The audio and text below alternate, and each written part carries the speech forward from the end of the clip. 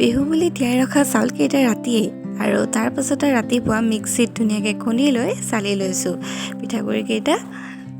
এইদৰে চালি ল'লোঁ আৰু আপোনালোকৰ লগতো শ্বেয়াৰ কৰিছোঁ সময়খিনি। আৰু তাৰে সুবিধা লৈ এটা ভাবিলোঁ মুখৰ অকণমান যত্ন লওঁ। দেখিছেনে বাৰু ৰূপটো? ভয় হ'লে নাখাব দেই।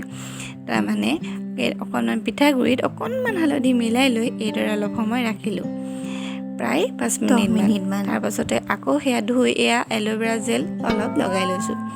এয়াও প্ৰায় 5 মিনিটমান ৰাখিলোঁ আৰু তাৰপাছতে মই এয়া মুখ চুখ ধুই আহিলোঁ। ভাবিলোঁ আপোনালোকৰ লগত অকণমান দেখাওঁ। তাৰপাছতে এয়া ধুই মেলি আহি মুখখন এবাৰ আপোনালোকক দেখুৱাই দিছোঁ। আৰু বহুত দিন একো নাই কৰা আৰু আজি বহুত দিনৰ মূৰত মুখৰ অকণমান যত্ন ল'লোঁ। পিছে এতিয়া দেখুৱা ক'লা অকণমানে জেগাকণ মোৰ জন্মৰ পৰাই আছে দেই ক'লা, সেয়া কৰেই। বাকী এয়া মুখখন আজি সঁচাকৈ বহুত নিমজ লাগিলে। এই টিপছটো আপোনালোকক দেখালোঁ, কেনে লাগিলে জনাব।